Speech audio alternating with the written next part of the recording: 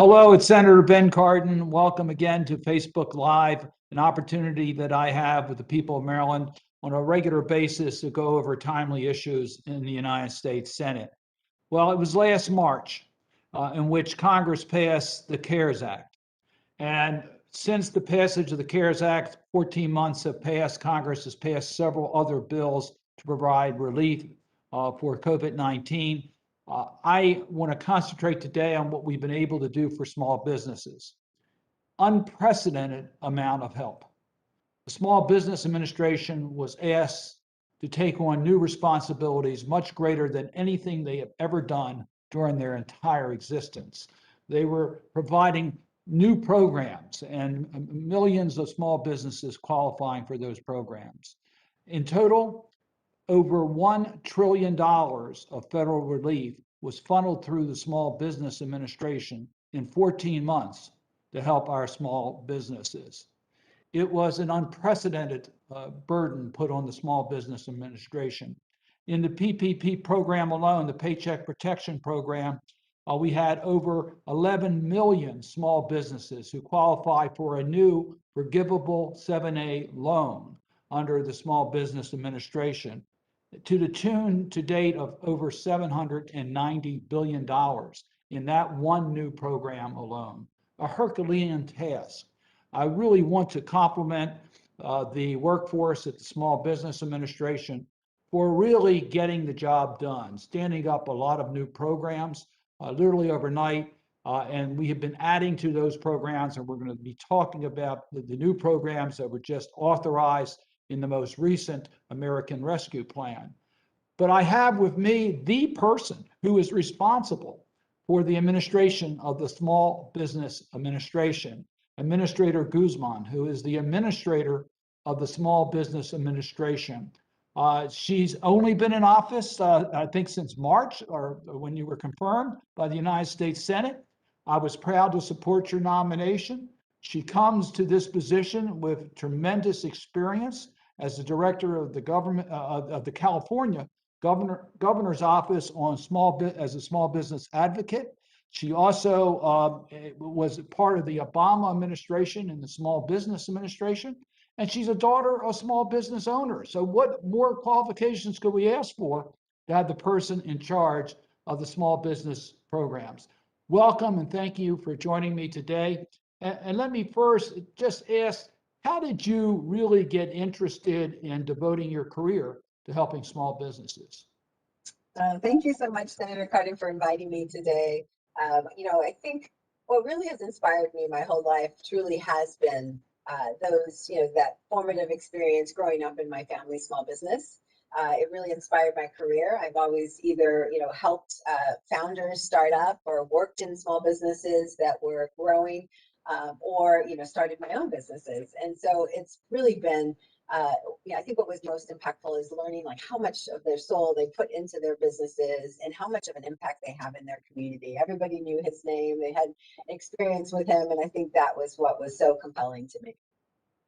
I'm now chair of the Small Business and Entrepreneurship Committee in the United States Senate, since the Democrats are in control by the barest of margins.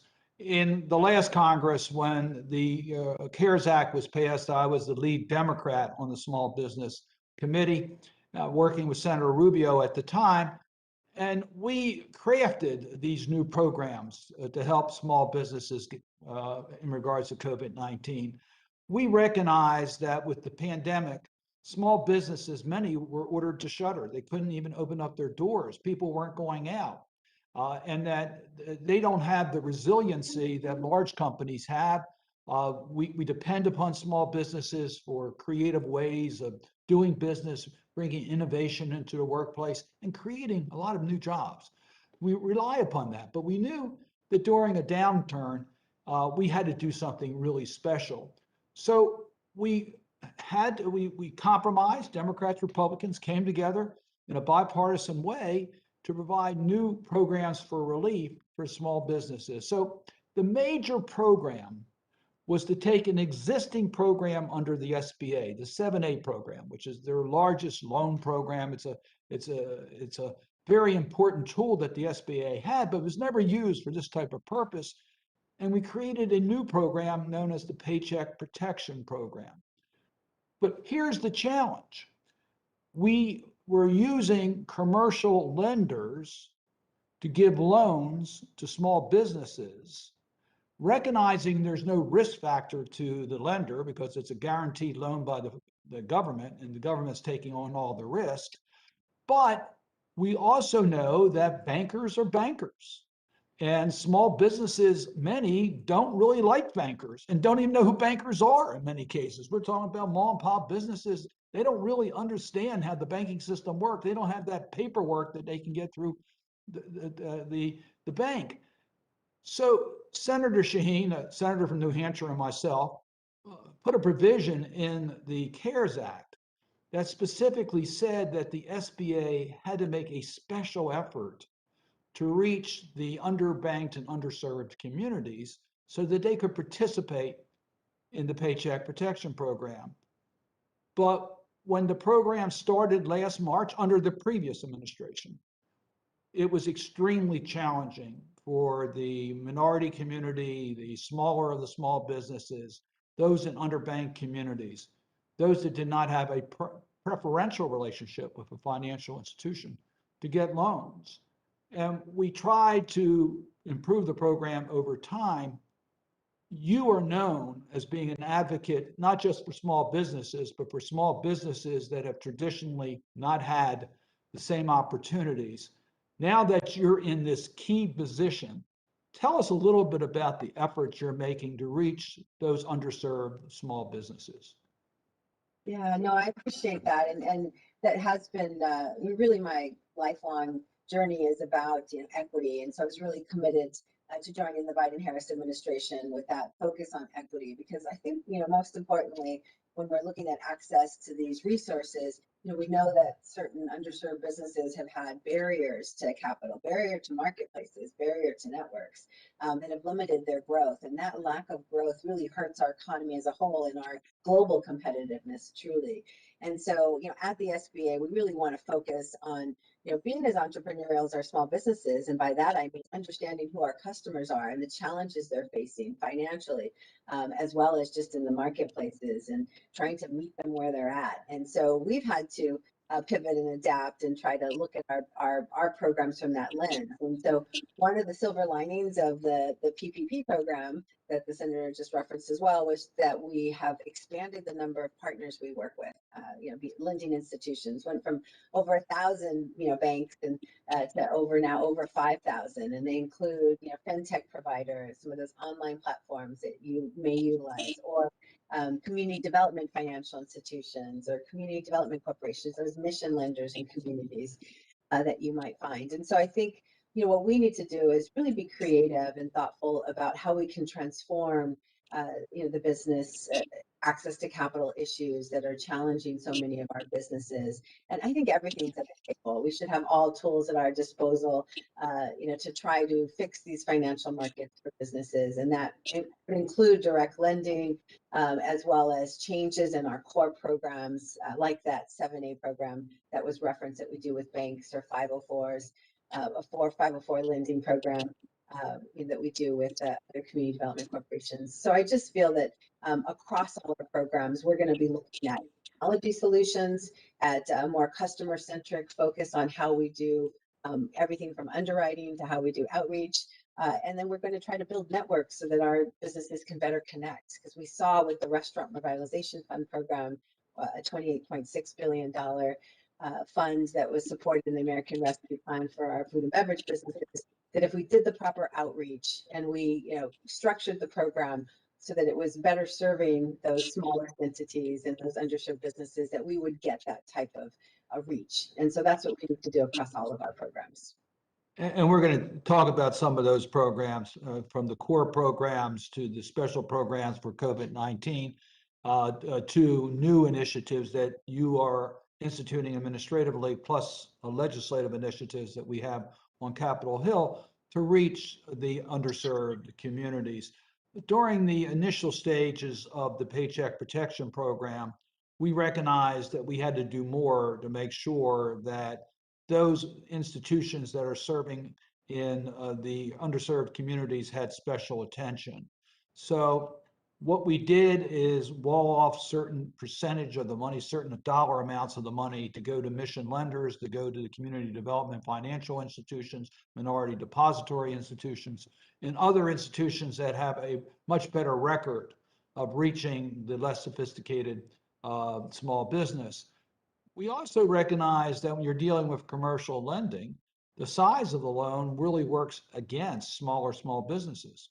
Bank rather have one big loan where they only have to deal with one set of paperwork. They get the commissions usually based upon the size of the program to the loan to a certain degree, so they can make a little bit more money off of it, less work. The risk factors I said don't exist, but fewer loans are certainly always an advantage for a banking institution. So if they can put out their money with fewer lenders, fewer borrowers, it's to their interest. That worked against the smaller small businesses and those that didn't have the preferential relation. So we beefed up the mission lenders, and I want to compliment my colleague, Senator Mark Warner from Virginia, who serves on the banking committee, for part of the rescue plan, or actually the December bill that put money into the CDFIs, the Community Development Financial Institutions, to beef up their capacity to work in underserved communities. That not only helped us with the PPP program, but it's going to help us with some of the other programs for small business. And then when you took over, when the Biden administration came in, you made special efforts. And I really want to thank you for that. You not only were able to reach the smaller small businesses, you see that in the numbers, a dramatic reduction in the size of the loans that were made since President Biden took the oath of office. But you also opened up portal windows for the underserved community for priority. And I thought that was a real commitment to say, look, we're going to give you special attention. You don't have to worry about being squeezed out by the bigger companies. We're going to give you exclusive time to get your loan applications or grant applications in. So thank you for doing that. I think it really did make a difference. Yes, you're welcome. And so, go ahead. Please. Yeah, no, I've just it's a big commitment, obviously, to make sure that we have equity across our programs, and those access issues are really important. So the entire team at SBA is just committed to making sure that everyone can access our programs. So on the show, we try to answer some questions that our viewers ask,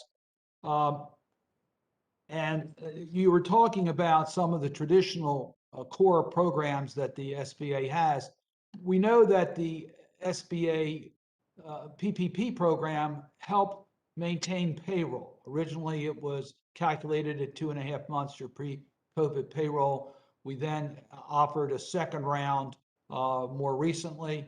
In addition, as you pointed out, for certain classes of small businesses, we have special programs, and we'll get into some of those programs. But we have a question from Dawn, who said, I have a business that grew during the pandemic, but I need help with cash flow and being able to purchase new equipment, add jobs. Which programs would be available for that? What core programs does the SBA have, not necessarily related to COVID-19, that are available for small businesses? Yeah. Well, I will start with one program that's available as a result of being in the pandemic, and that's the Economic Injury Disaster Loan Program. Just because it's a low interest option for those who have experienced challenges as a result of COVID relief, and it's an important option to consider. It's a direct product that you can apply from at the SBA, SBA.gov, and it's capital currently up to 500,000. We're looking to expand that up to $2 million. And in addition to that one, we do have traditional loan programs. We've talked about this important relationship we have with the financial institutions, but the banks, the community development, the corporations out there can help you get access to our programs. And we have a great lender match tool on our SBA.gov website that can connect you to a lender if you're looking for capital. But we have our traditional 7(a) loan program, which is our most popular loan program, and it can be used for a number of things, including working capital and supplies. We have another one, we love these numbers, but a 504 loan program, which provides longer term fixed rate financing up to $5 million. And that's for major fixed assets that promote business growth and job creation. And so those are two really core programs that the SBA has. We also have microloans that are available through mission lenders locally. And so that's why I think most importantly, I would suggest that you connect with your local SBA field office, which you can find and connect with online, as well as our resource partners, the Small Business Development Centers, SBDCs as they're known, or Women's Business Centers, WBCs, or the SCORE chapters, or the Veterans Business Opportunity Centers. And so all of those entities can help connect you with the different resources that exist out there, including the types of loans. And many of them are sophisticated in helping you connect as well. So we really encourage you to work with them on your business model, figure out what's going to fit in the terms of the type of program that SBA offers, and take advantage of some of our resources. Well, yeah, thank you for that. The EIDL loan program, which was the very first of the COVID relief packages, it was passed before the CARES Act, that made small businesses eligible for the Economic Injury Disaster Loan EIDL program. As a result, is normally available when you hear of natural disasters such as floods or wildfires, etc. We made COVID-19 an eligible event for the EIDL loans, which are long-term, low-interest loans to deal with the damage caused by the disaster. But as you point out, by the way, you're correct. Congress authorized loans up to $2 million under that program. The previous administration capped that at $500,000, really without consultation or approval from Congress. And we had bipartisan action to reverse that. Senator Rosen and Senator Cornyn, a Democrat and a Republican, offered legislation to bring that back up to the $2 million level. So I'm glad you're considering bringing that back up to the fully authorized level by Congress. And thank you for mentioning the core programs under 7A and 504. 7A is the most popular program, as you point out. 504 is the longer term. And I think, Dawn, if you're interested in expansion, the 504 program is one that you really want to look at because it's long-term fixed interest loans that allow you to expand your business, and that may be what you're looking at. One of the provisions that was in the COVID package in the CARES Act was extended in December of this year was the loan forgiveness program. So we provided up to 6 months of loan forgiveness for 7A and 504 loans for COVID-related relief. And that was both interest and principal. That program was extended in the December bill, and it will shortly be coming to an end. We're basically at the tail end of that relief package. And it's been utilized. It's provided billions of dollars of relief for those who had 504 or 7A loans or had taken them out during this period of time. So we do have a question from Sophie from Westminster, and I'm not sure either the administrator or I are going to be able to answer this question, but I'll ask it anyway. And that is there any consideration to extending the SBA debt relief program? And I've been told that they directed that question to me, so maybe I should let you off the hook on that one. Obviously, that requires congressional approval to extend that. That was done by congressional action. And at this particular moment, we are evaluating, and we're going to talk about it during the show, what is the status of the current COVID-related relief programs for small business? Where do we really need to put some additional attention for legislative help? Where should we be considering moving on to the next chapter? And to a large degree, there's still the unknown. I must tell you, when we passed the CARES Act last March, 14 months ago, we thought this pandemic would be over with by last summer. That's why we passed a bill that gave formula for 2.5 months of relief.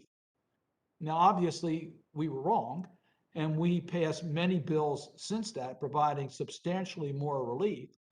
But a lot depends on how the economy responds. And if the economy responds the way it looks like it's responding right now, we may not need this special programs. We may just want to improve the core programs to make sure there's ongoing help for small business in our community. But that's something that we are evaluating, and no decisions have been made.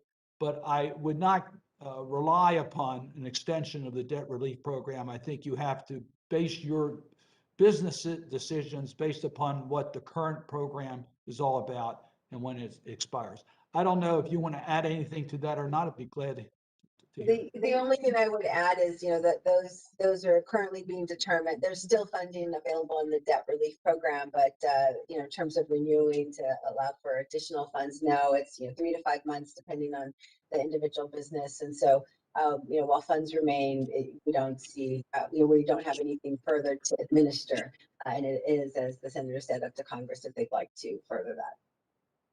So we have one program that's coming, another program that's coming to an end. Actually, it's ended. That's the Paycheck Protection Program. You had authority to accept loans through the end of this month. That's another 4 days. However, you've run out of money in that program, so you're not accepting any more loans at this particular moment. There's still loans being processed. I understand that. So you still have funds, but it's not where you can accept any additional commitments at this point. This program has now been in existence for 14 months, so this is not a new program. There are some new eligibilities, and I'm going to talk about that in a moment.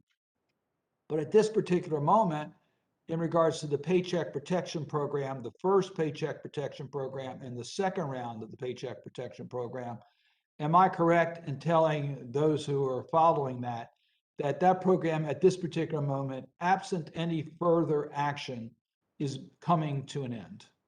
That's right. At the end of this month, it comes to an end, and then we have, through the end of next month to finalize those loans in process. If you have a loan in process, work with your bank to work through those issues. SBA is working to help them finalize them. And of course, we'll focus on forgiveness. And so if you have a PPP loan out there, you haven't yet applied for forgiveness, we encourage you to do so. SBA is stands ready to resolve as many process as many of those forgiveness loans as possible. And we will certainly be following that closely. There is one area that has me concerned. So let me just put that on the table. The Biden administration made some administrative changes, all of which I supported. They made an administrative change to help those who had student debt who otherwise may not have qualified for a loan to be eligible for a loan. You made the right decision to say that a person who has paid their debt to society, who was convicted of a crime, would be eligible for the SBA programs as any other entrepreneur would be eligible.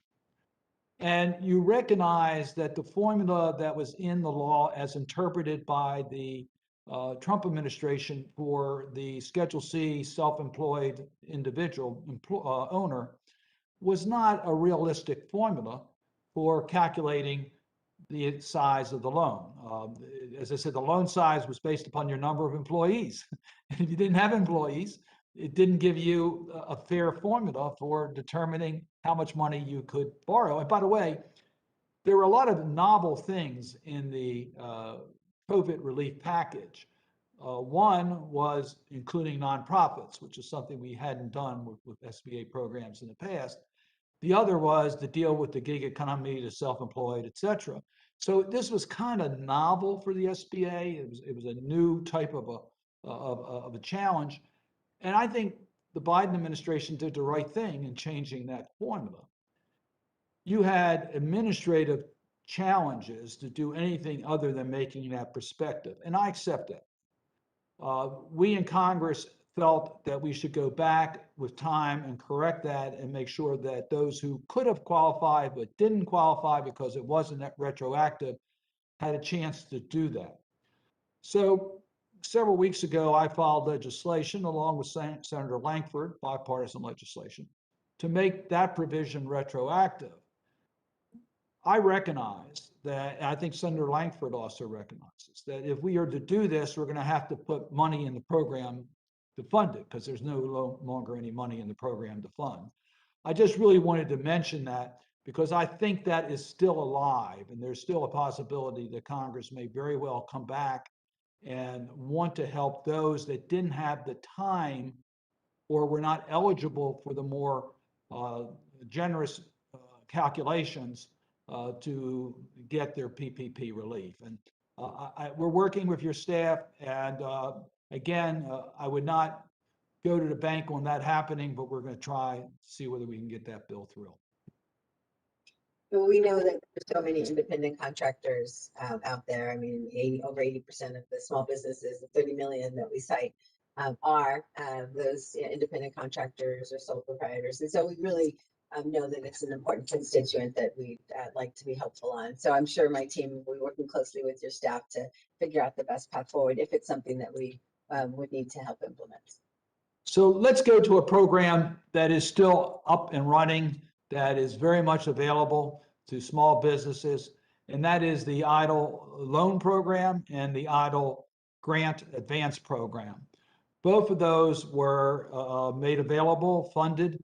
Funds are still available in these programs. And in one case, the EIDL advance program, where funds were made available through the American Rescue Plan, there is substantial funds remaining to disadvantaged small businesses. Here, we're really dealing with small businesses that are located in low-income communities, so it's a targeted program. So can you just tell us the status?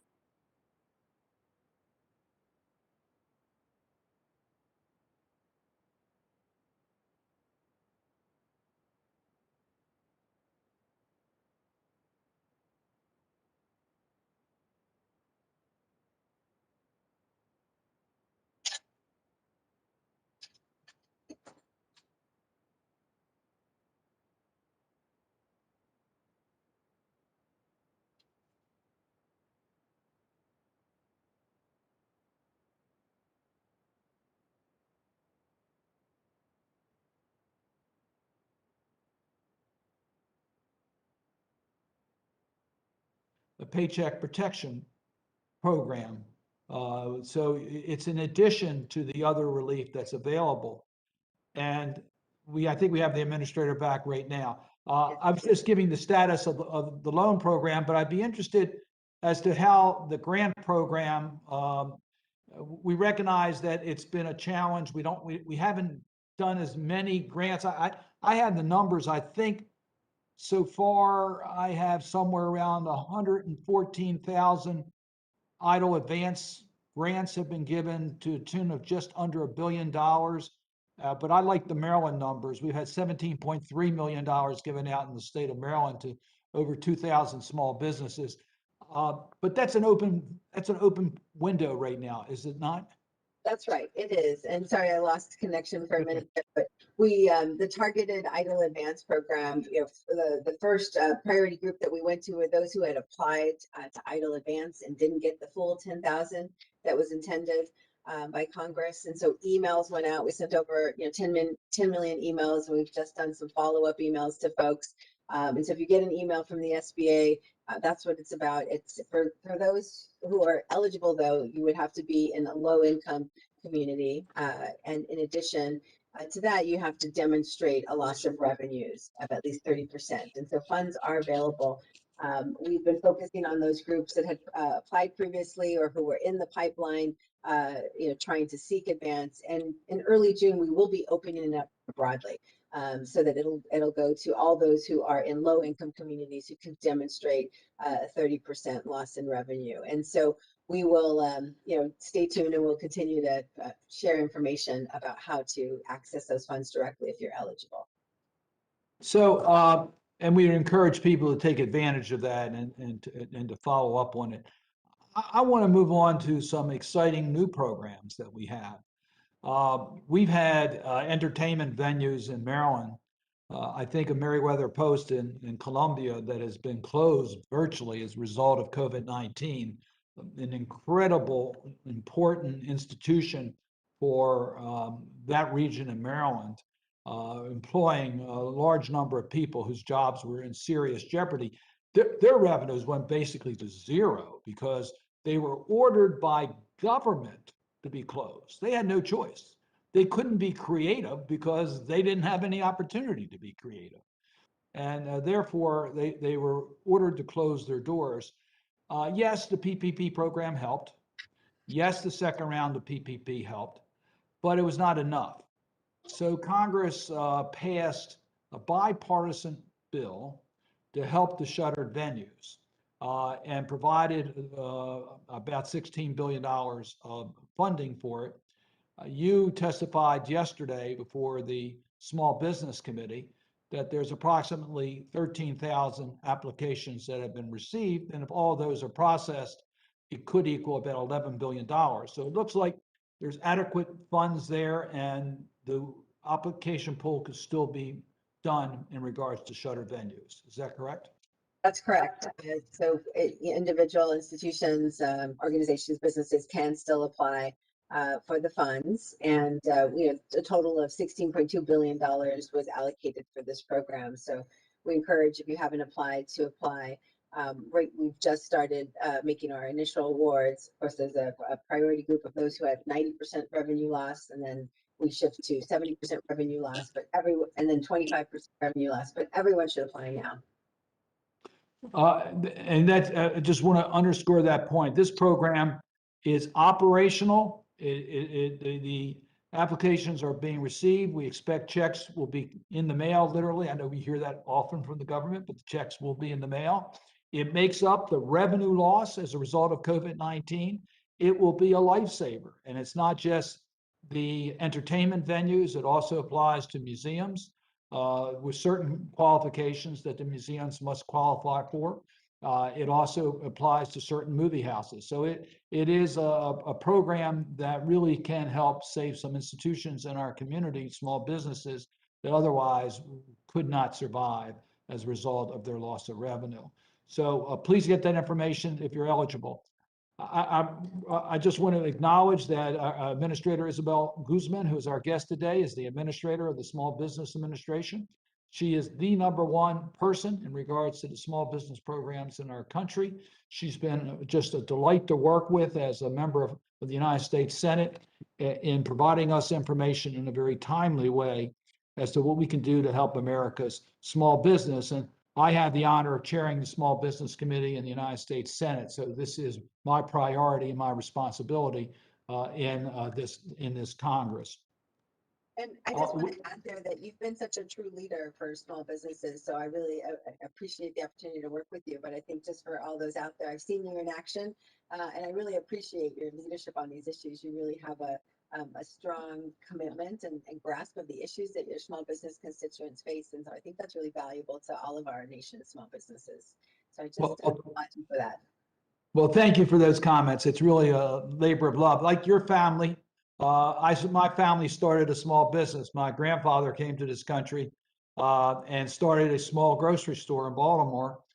He decided that he could make more profit by selling in bulk. And he decided to sell basically wholesale, which was a novel idea around the turn of the last century, about 1900. And it turned into a very large wholesale food distributorship company. But it started from a small business with an idea.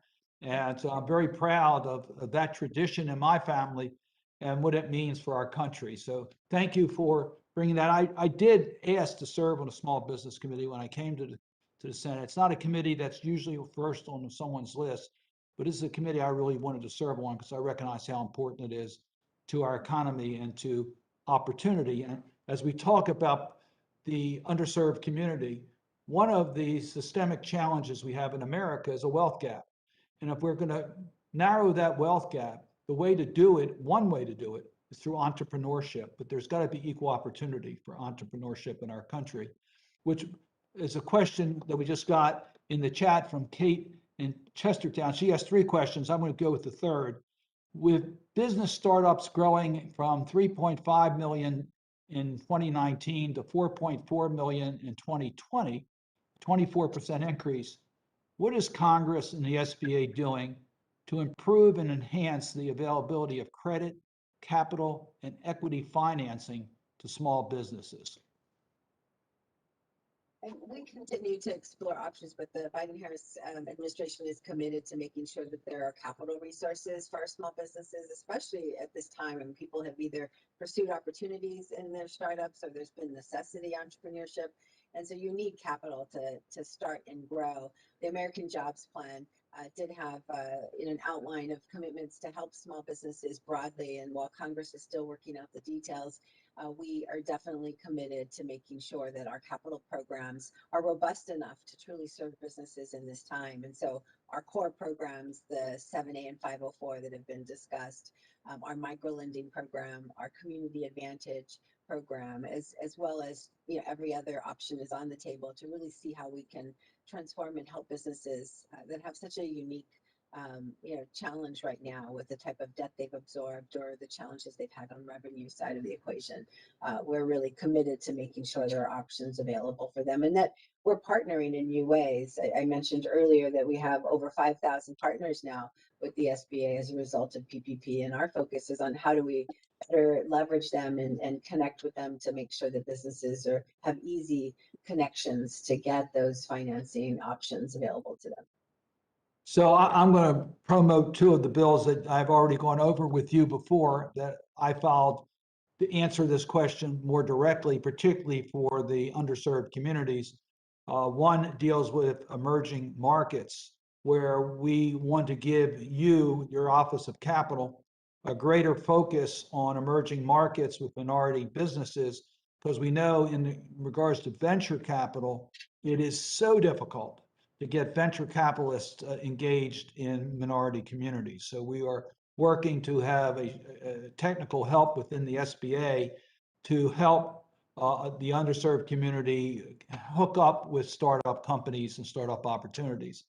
And the second bill, the Uplift bill, would allow the SBA to partner with minority institutions such as our HBCUs or other minority institutions to start incubator and accelerator programs in minority communities, again, to help the younger small businesses so that they can grow and thrive in our community. So I appreciate the question. Small businesses generally need help. Small Business Administration is there to help in regards to capital, connecting you with those opportunities, and they work with their resource partners in order to make sure that we get to all of the different demographics within the small business community. And with that, I really do need to thank you for the Small Business Administration answered a challenge we had in Maryland. We had a wonderful small women's business center located in Rockville, Maryland, that was providing services well beyond Rockville, Maryland, and other parts of our state. But we didn't have services in the Baltimore region, and we had very limited services on the Eastern Shore. You've opened up two more women's business, partnered with two more women's business centers, one at Morgan State University, HBCU, in Baltimore City, and the other in Salisbury. So we are very pleased that we've been able to expand our women business centers in the state of Maryland. So thank you for those efforts. I do want to talk about restaurants because this is an exciting program, and one we said on the PPP program that's coming to an end. We said on the EIDL program, there's funds available. The restaurant program is just getting started, and it seems to be very popular. It's a restaurant revitalization fund. It was included in the American Rescue Plan. It was funded at a level of about a little over $28 billion. And lo and behold, you've gotten a lot of interest in that, haven't you? We've had over 372,000 applications, and it speaks to the outreach that we did. We, worked with the National Restaurant Association as well as the Independent Restaurant Coalition, the industry groups, but not only them, but all of the national chambers, ethnic chambers, local groups. Our field offices got down with the local chambers as well as the other technical assistance providers. We reached over 100,000 people with events alone, webinars, Zoom after Zoom, all day long for multiple days, because we wanted to make sure that $28.6 billion in relief got to all the businesses as equitably as possible. And I think it's a great example of how we can both leverage technology and be more customer focused, because with this program, we were able to integrate, very simple walk me through type technology so that businesses could apply easily and get help along the way. So I think that the 25-minute on average application time is what attracted more people to actually try to take advantage of this program. It was an easier to access program. And then in addition, we use point of sale vendors. So we try to meet the businesses where they're at. That's that customer first approach that I'm talking about, and making sure that things were as easy as possible. Data from your point of sales vendor information could be used within the system to apply. So we were happy to see that type of demand. I mean, and because we know that the restaurants were really hard hit and remain impacted by COVID and the implications in terms of limited revenues. So we hope to see that many people funded. We've already put billions out the door, and we're continuing to try to work through those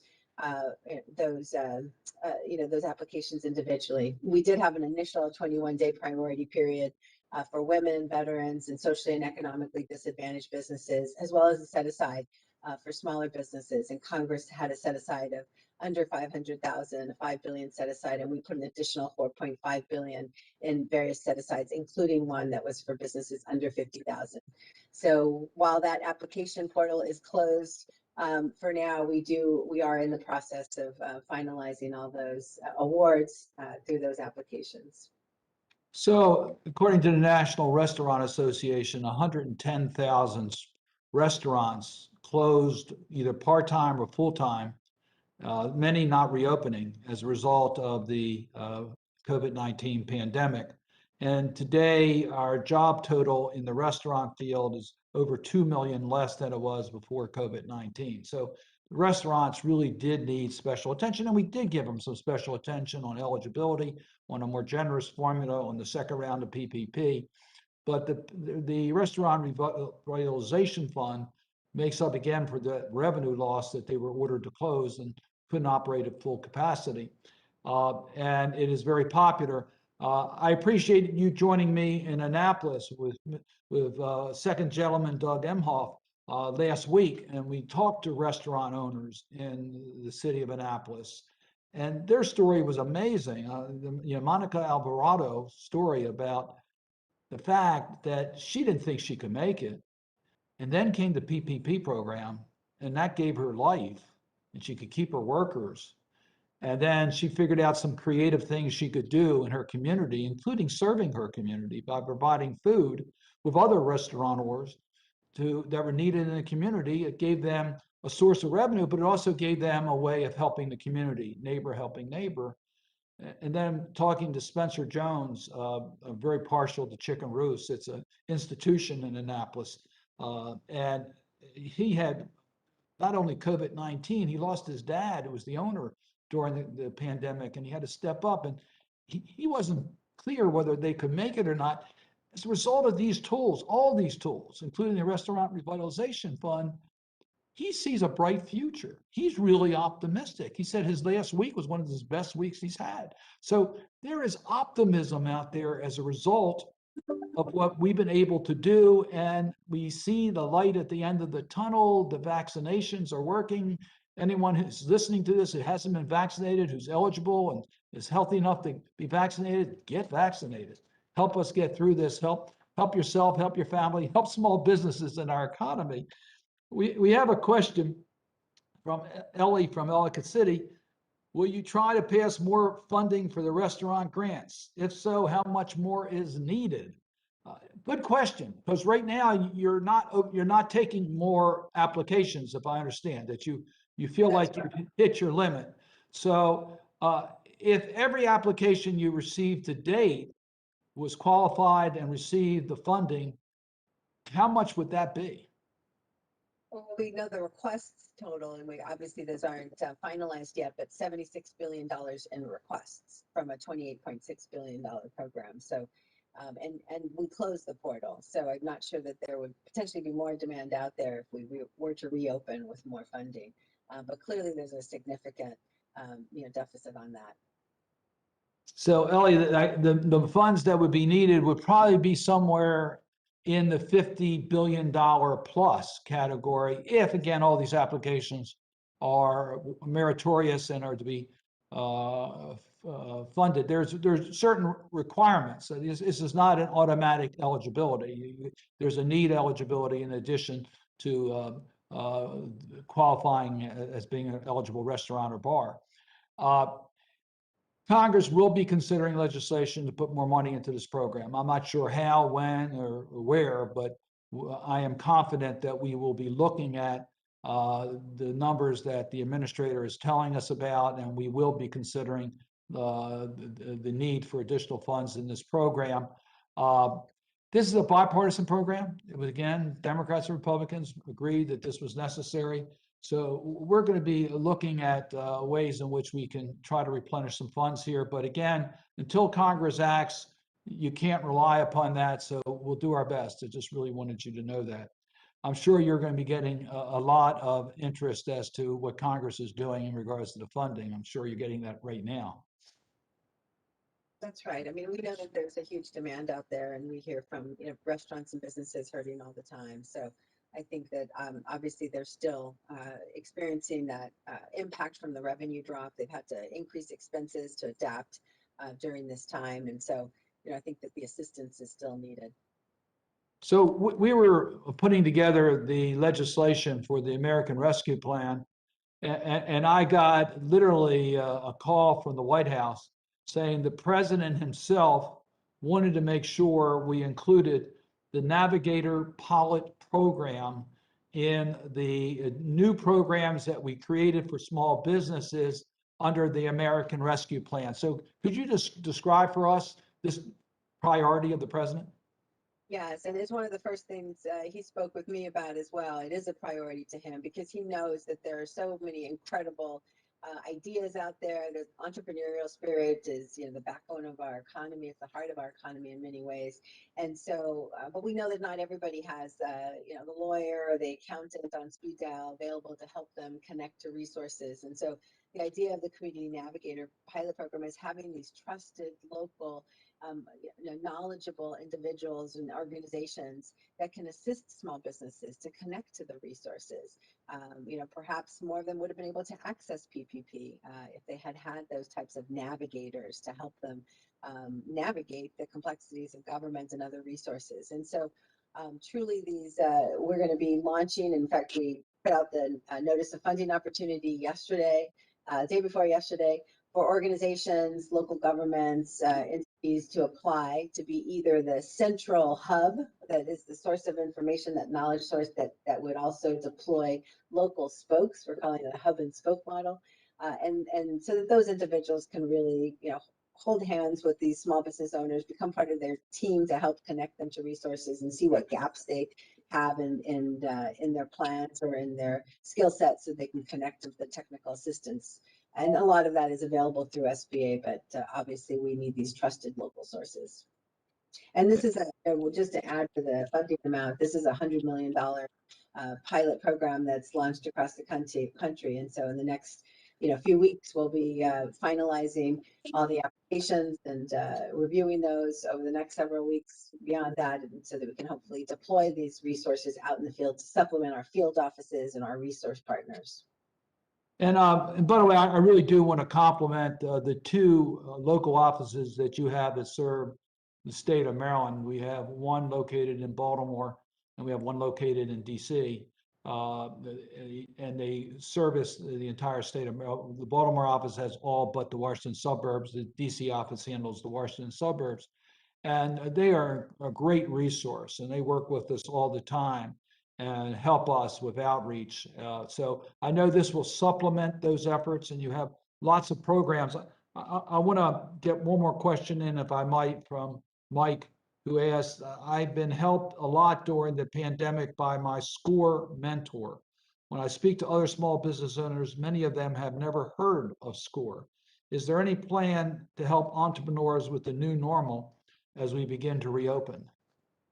I do think we have to come up with creative ways to leverage the fact that small businesses has captivated so much the attention of the media and others. We need to partner to get these resources out. I mean, the hubs, hub and spoke model, the community navigator model, as well as the resource partners, can be a big part of that. But I think just all of us, in terms of spreading the word about these resources, is really critical, because SCORE, SBDCs, our loan programs, the SBIC, the investment companies that the senator referenced earlier, all these are really critical in the ecosystem. And if we're not spreading the word about them, then that's the challenge for many of our businesses. So I think our effort will be on creating better partnerships. We have currently launched a partnership with the U.S. mayors to try to disperse more information in cities, and we'll be continuing to integrate those partnerships in our planning going forward. So President Biden's motto is "Build Back Better." I think Americans and the global community knows that. The first chapter was the American Rescue Plan to get us out of COVID-19. The second chapter is the American Jobs Plan, and then we'll get to the American Family Plan, which is the third chapter. I mention that because yesterday in the Environment and Public Works Committee, where I chair the Transportation and Infrastructure Subcommittee, we passed a major increase in transportation infrastructure. I think it's about a 30% increase in the funding in that over existing funding levels. And the vote in our committee was 24-0, unanimous vote in our committee. So we're hoping that we're going to be able to move at least parts of this infrastructure, this Build American Jobs Plan, in a bipartisan manner. I mention that because there will be a lot of new business opportunities. If we build new bridges, businesses will have more work. If we do things in the clean energy field, there will be more job opportunities. If we put in electric vehicle charging stations, there's going to create lots of business opportunities. And one of the greatest programs to help small business was the government set-aside programs for small business that guaranteed certain work for our smaller companies through the government. So now, as we are looking at a once-in-a-generation commitment to modernizing America's infrastructure with a significant increase in investment, what can we do to advance the agenda for small businesses in America? I can tell you that's on my mind. I'm sure it's on your mind. I've reached out to the White House. They are very interested in making sure we have a robust provisions in the American Jobs Plan to help small businesses, again, particularly those in underserved communities, but all small businesses. So I would just, you can respond, urge that we think boldly as to what we can do on the American Jobs Plan to help small businesses as we get through COVID-19. Yeah, we couldn't agree more, because we talk about access to capital, but also access to markets, the revenue side of the equation, and we want to see that growth for our small businesses. And the federal government is the largest buyer in the world, and we want to make sure that we're able to connect small businesses to those contracts. So we're diving in deeper into making sure that we have the right programs to help businesses get contract ready and actually leverage the federal marketplace to grow their businesses, and of course benefit from some of the private sector activity that will go along with that infrastructure build across, as the senator said, the infrastructure as well as the climate resilience measures and broadband. So we're really hopeful that we can position more businesses to take advantage of these contracts. We've seen an increase as well in the 8A program with underserved small businesses trying to get an interest or get access to the federal marketplace. And so we're going to work with all of our businesses to get them ready for these opportunities that are coming on the pipeline, and make sure they have the capital to actually compete for and complete these jobs. Well, I've told this story frequently, but one of my predecessors in the House of Representatives from a district he used to represent me, the 7th Congressional District of Maryland, was Parent J. Mitchell. Parent J. Mitchell served in the Congress until 1986 and was chair of the Small Business Committee in the House. He was the first African-American congressman from Maryland, and he was responsible for the first government set-aside program for minority businesses. So he recognized the value of the federal government, the largest purveyor of goods and services in the world, what it can do to provide opportunity for small businesses, opportunity for underserved communities. And as we've talked about frequently, we have systemic challenges in America. And when we get these chances to make quantum leaps, we really got to take advantage of it.